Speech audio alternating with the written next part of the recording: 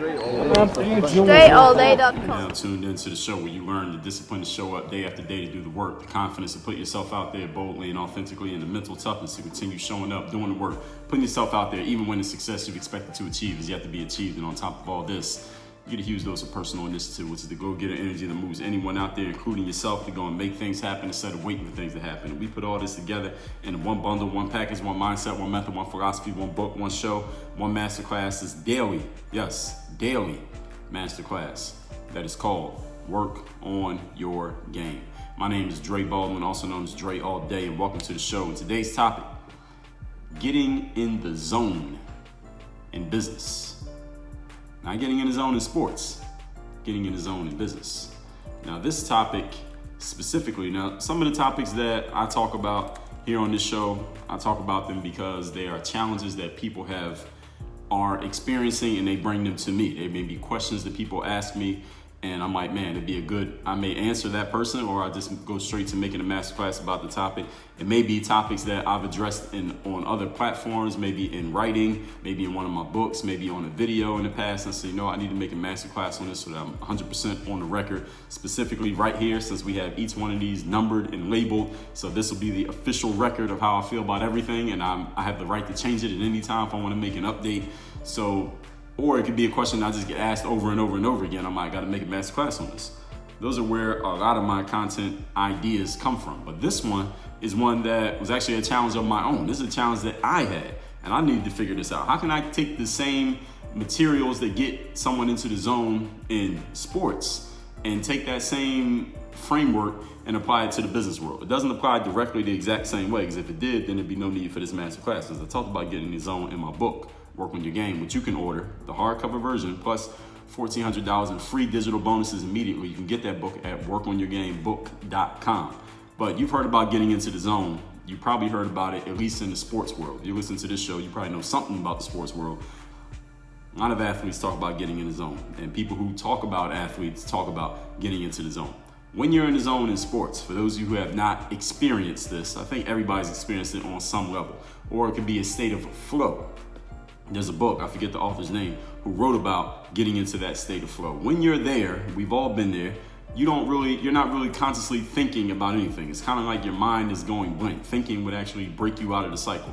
Everything is happening effortlessly. Time is moving slowly. Everything we do is working. We're just in the zone. And that's the best way to put it. Everything is just working perfectly. We seem to have the magic touch. We don't feel any fatigue. If it's hot outside, we're not feeling the heat. If it's cold, we're not feeling the cold. If we're tired, we don't feel fatigue. Everything is just working.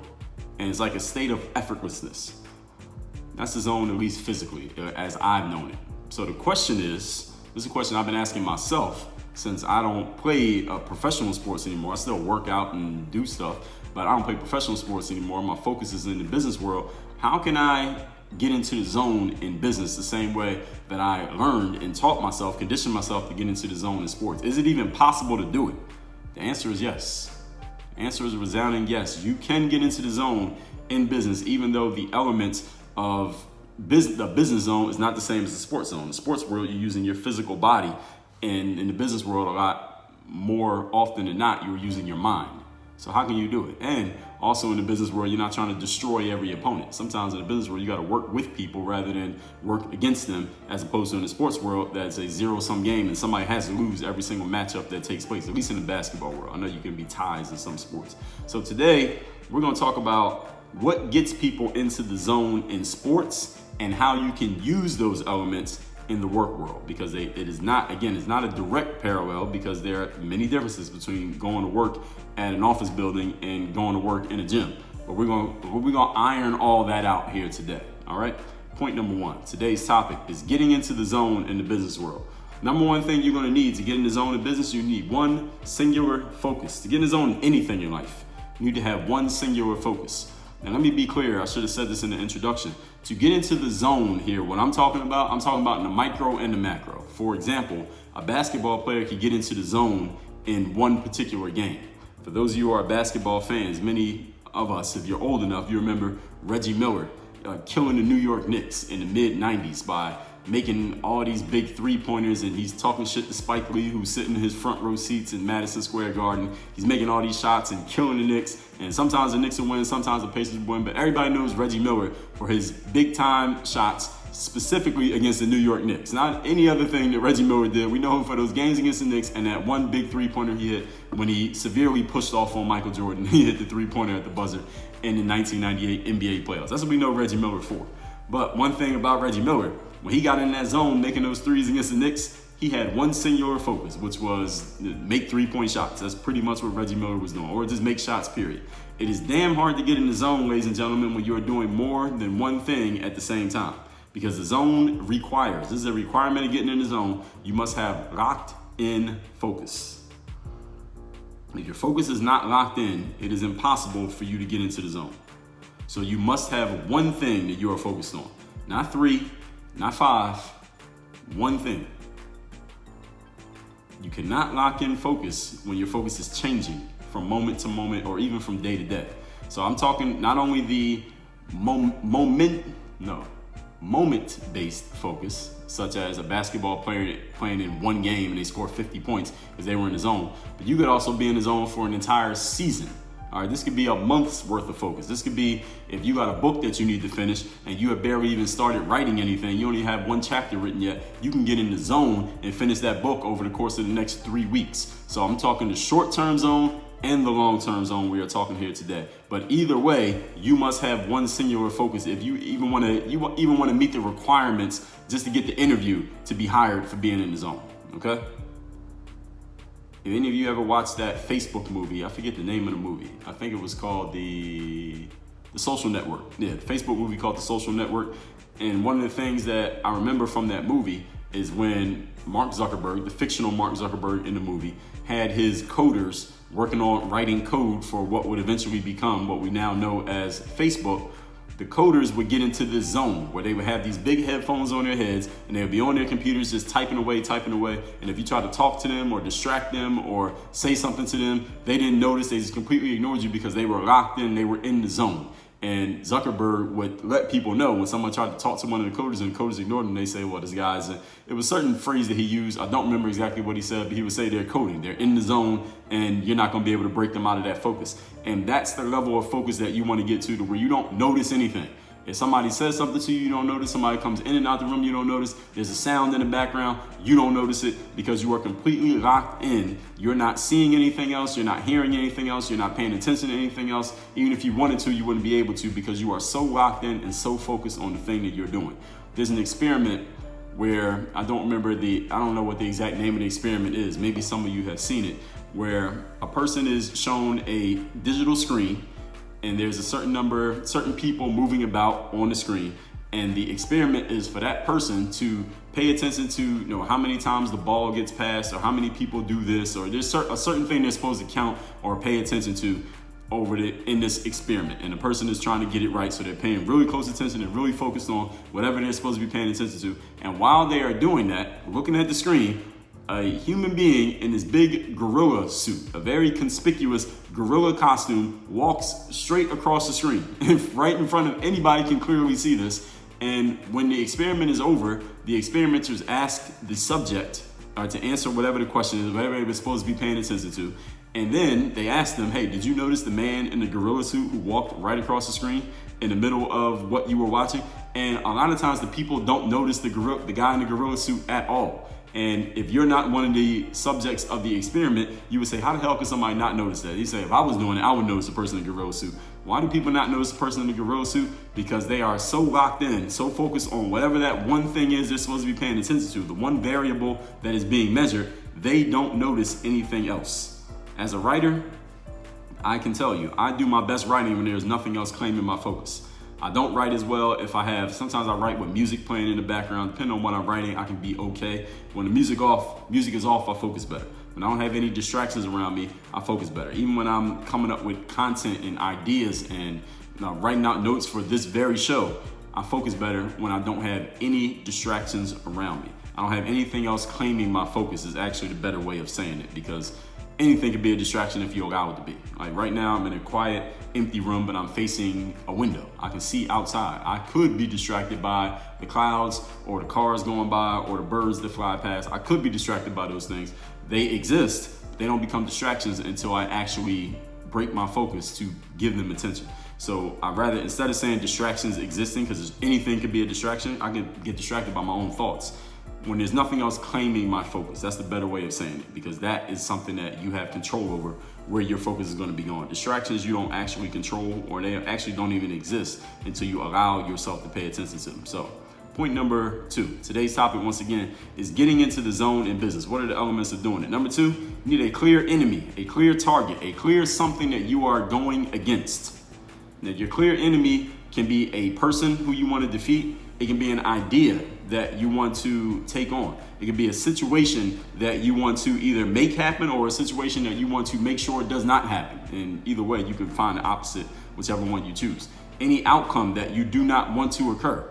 If a business needs a certain amount of sales made by Friday to remain solvent, that business has a clear enemy. The enemy is they would go out of business, or they be underwater, or they go bankrupt. All right, so whatever it is you're trying to achieve, the opposite of that is the enemy that you're fighting against, right?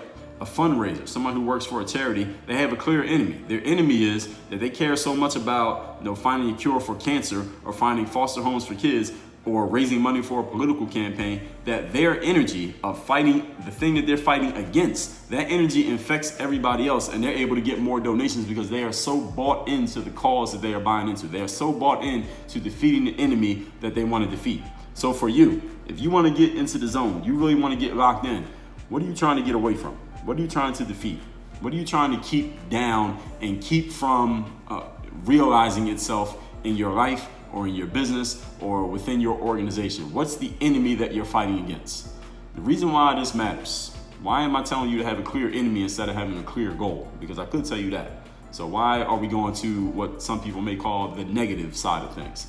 A few reasons. Number 1, human beings, we pay more attention to the negative than we do the positive. We are just wired that way. All right? We are wired to notice things that could possibly hurt us, things that could injure us, things that we don't like, and negative things that get said. If you go on you post something on the internet and there are 100 comments and 95 of them are positive, but 5 of them are negative, you will remember all 5 negative comments, and you probably couldn't recall even 2 of the positive comments. Why is this? Because of our wiring as human beings. Not because you're a negative person. It's not because you are a Debbie Downer. It's not because you just is something wrong with you. You need to see a therapist because you only notice the negative. Every human being only notices the negative, quote unquote only notices the negative. All right, we are wired to do this. That's one reason why you want to have a clear enemy, because it's easy for your brain to notice this. And once your brain notices a negative, something that is worth paying attention to, maybe this animal right here, if it looks like it's a little bit agitated, it might come kill us. We will notice that, and we will remember to notice it. If we know that there's some berries in the forest, that if we eat these berries, we're good. But if we eat this berry, the orange one with the little funny looking leaves, we could die from eating that one. We will notice that, and we will remember. We will not make the mistake of eating that one simply because our mind, the wiring of our mind, the part of our brain that is designed to keep us from dying, will remember it and will not allow us to forget it. Another reason why you want to have a clear enemy rather than just having a clear goal is that in life, this is something that Robert Greene covers in the 33 Strategies of War. When you polarize your cause, meaning you have a clear enemy that you are looking to defeat, you give people, and that people can be you personally, it can be your group, it can be your family, your team, whatever it is, give everyone a rallying cry to fight against. Give everyone a rallying cry to go for. It's much easier. Again, this is more human nature, human wiring. It's much easier to get people excited and bought in to defeating an enemy than it is to get people excited and bought in for achieving a goal. I'll say one more time. For all you leaders out there, all you coaches, all you people who are going to be organizing a group, it is much easier to get people bought in. It's much easier to get buy-in from people when you're telling them we are going to defeat this enemy. We're going to keep our business from going out of business. We're going to defeat this company across the street. We're going to beat this other team here. We're going to defy the odds. Nobody believes in us, so we're going to prove them wrong. It's much easier to get people to rally around that, defeating a negative, than it is to get people excited about achieving a positive. Why? Because as I just told you, We are wired to notice the negative. We are wired to notice and defeat the negative, and human beings are more apt to move. All right, if you tell a person, look, if you do this, you can win $100. All right, you get some of the people to move on that. If you tell people, if you do this, you will avoid losing $100. You'll get many more people to move to avoid losing $100 than to gain $100. Why? Because this is just the way we are wired as human beings. Don't try to figure it out. If you want to figure it out, go ahead and figure it out. Write a research paper on it. I'm not a big fan of reading research papers, but there are researchers out there who will read your paper, just not me. You can summarize it for me. The whole point is this. We are wired to notice the negative. We are wired to avoid the negative, and we are much more, what's the word? A certain word that I'm looking for here. We just pay more attention. The word is escaping me. We pay more attention to whatever that negative is. We are on point for avoiding the negative much more than we are engaged and excited for the positive.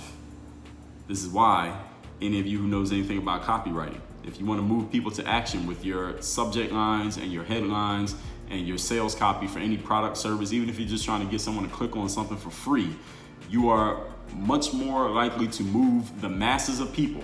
If you send 1,000 emails out, you're much more likely to move them to action through helping them eliminate a negative than it is to help them gain a positive. For example, let me give you an example. If I'm writing a headline for, let's say, a basketball training product, and I want to get as many basketball players as possible to buy my product, or let's say I just want them to read the sales page, or who knows whether they're going to buy the product or not. I just want them to read the sales page. The headline is what's going to determine whether they scroll down that page or not, right? Or I'm sending an email. The subject line is going to determine whether they open the email or not, right?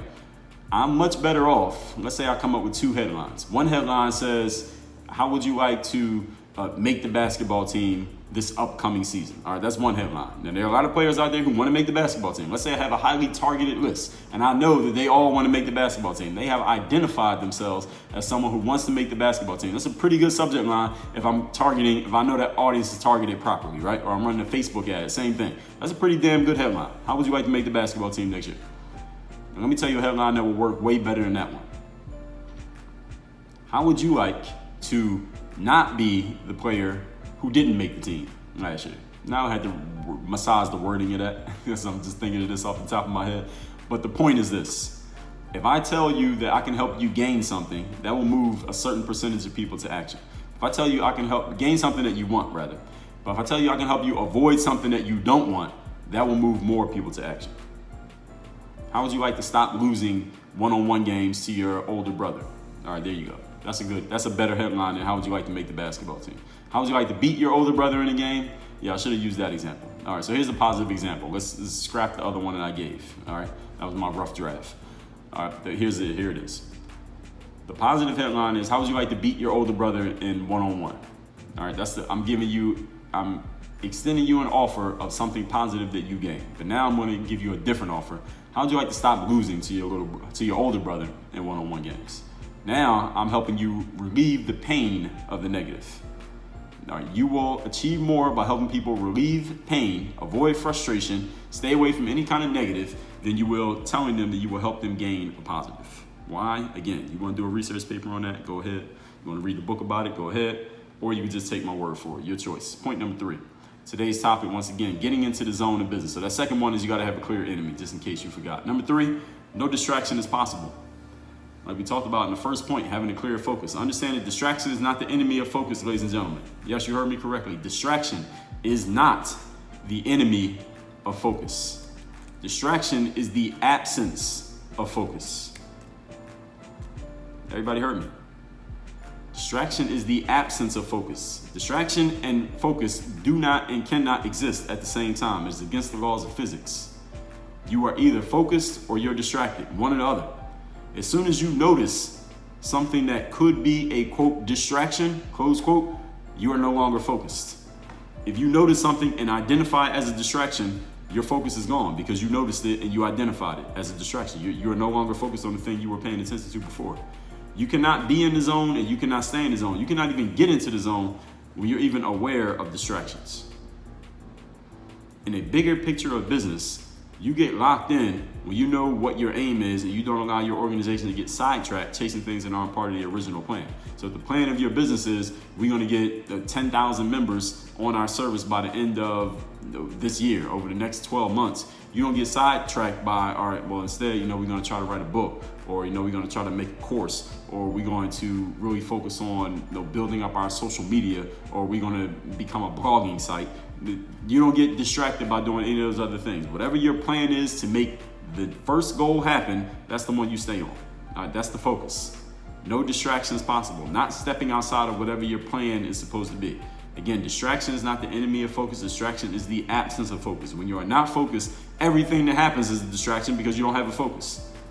All right, you only have a focus when you decide you are locked in on something and you stay on that something. I talked about distractions in a few masterclasses that I'll refer you to. Masterclass number 677, how to stick to your purpose amidst life's possible distractions. That's a great one for this point that I'm making here. Again, that's number 677. Number 573, do not get distracted by the nonsense. Number 423, double down on what's working. Do not get distracted. Masterclass number 1183, focus is easy, distraction is hard. I would suggest you refer yourself to all four of those. Again, that's 1183, 677, 573, and 423. Gang group members, you got access to all of those things right on your phone, right in the exclusive Gang Group membership mobile app. You don't have access to that because you're not a member. Go to workonyourgameu.com while you're listening to me talk right now. Let's move on to point number 4. Today's topic, once again, how to get in the zone in the business world. Number 4, you got to be fully equipped to win, or actually, let me back up. You are fully equipped to win as long as you are locked in.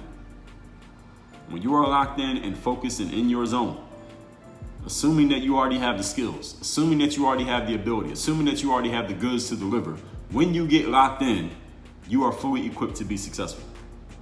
Understand that the equipping that I'm referring to here, that's the preparation that you've done before you even got to this masterclass. That's the skill that you've already developed. Those are the abilities that you already have. In sports, the equipping means going to practice every day and training, getting yourself ready for the game, whatever your skill happens to be. In business, it's both practice and training, plus having the right information. In business, you got to have the right information to know what you're doing, where you're doing it, why and how you're doing it. A good presenter, for example, can get in the zone when they know their material well enough to riff and improvise on what they're saying. This is why, any of you ever listen to any of my audiobooks, what you hear in my audiobooks is not exactly what's on the page in my book. Now, I'm going to read what's on the page, but I'm also going to add on to it. Now, if they made a book out of my audiobook, it will be a little bit longer than the tangible book, simply because I can riff on the material, because I wrote the material. So I already know what it's going to say on the page, so I can add on to it. I can give little ad libs and things like that to the stuff that's in that material because I know the material so well. As a professional speaker, whenever I'm giving a presentation, I know my material so well because of the training and practice that I've done ahead of time before I got on stage that I can riff. Or if somebody makes a comment or something happens or somebody's phone rings, I can respond to that. I can say something about it. Somebody can say something, I can laugh at something. I can say something and people laugh at it. I didn't even expect them to laugh. It doesn't throw me off because I know my material well enough that I am fully equipped to do my thing. In the business world, again, knowing that you have the skill, knowing that you have the game, as long as you're locked in, you're going to achieve that outcome. In the sports world, how does one professional team that has a terrible record beat the professional team that has the best record? How does the worst team in the league beat the best team? That can happen any given night simply because the difference in teams is not so much of a talent difference. There may be a slight talent difference, but it's not really a talent difference. It's a focus difference. It's an expectation difference. The terrible team does not have great focus and do not expect to win. That's why they become a terrible team. That's why they lost so many games. But they have the talent to beat anybody on any given night. This is why the worst team in the league can beat the best team in the league in the professional level. At college, that doesn't always happen. In anything amateur, that doesn't often happen. But in the professional world, it happens because everybody's good. It's just a matter of how focused is everyone on a day-to-day basis that determines who's going to win. Point number 5. Today's topic is how to get in the zone in the business world. Know when and how the game ends so you can move on. That's an important part of the zone. All right? You need to know when the game is over. When you're in the zone, you know what the goal is and you know when the game is over, at least for today. In the sports world, the great thing about sports, ladies and gentlemen, another great thing about sports is that the game ends. When you play sports, eventually the game will be over. All right, you'll be able to say, all right, this game is over. I can calm down. and I know the next game is tomorrow at 6 o'clock. That's the great thing about sports. It's finite. It's finite. The number of people who can play is finite.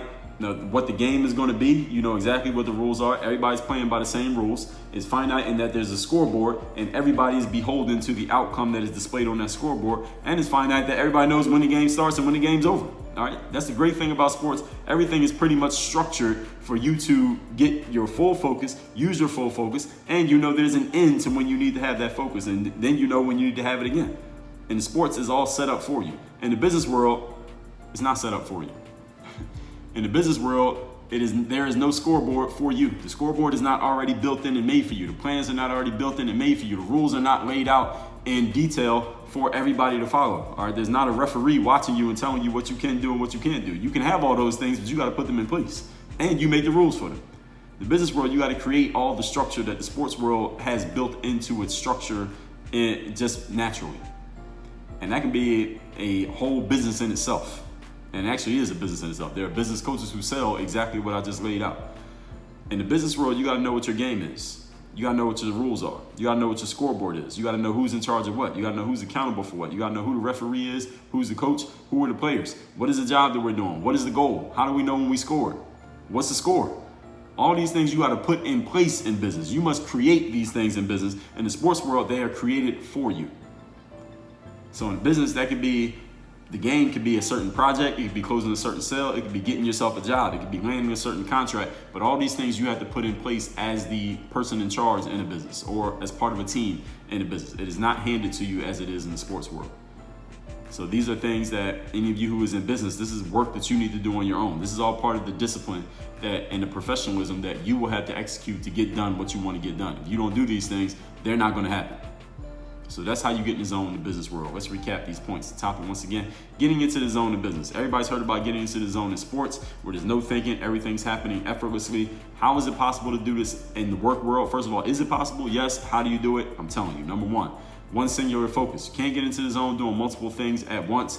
As a writer, I do my best writing when there's nothing else claiming my focus. Number two, have a clear enemy.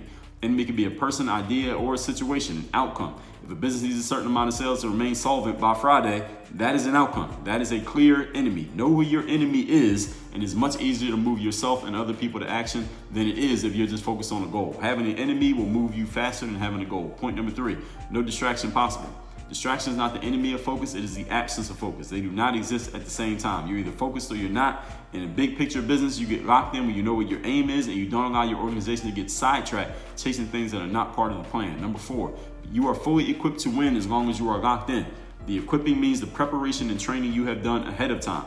And you are able to notice things that could possibly distract you, but you don't allow them to distract you because you know what your aim is, you know what your focus is, and you are staying on that track. And number five, know when and how the game ends so you know when and how to move on. When you're in the zone, you know what your goal is and you know when the game is over, at least for today. In the sports world, all of this structure is provided for you. In the business world, you must provide the structure on your own. So any of you who is in business, make sure you provide the structure. What is the game? When is the game over? What is our focus? How are we getting there? Who's in charge of what? What is the scoreboard? When does it start? When does it end? You must answer all of those questions in order to get in the zone.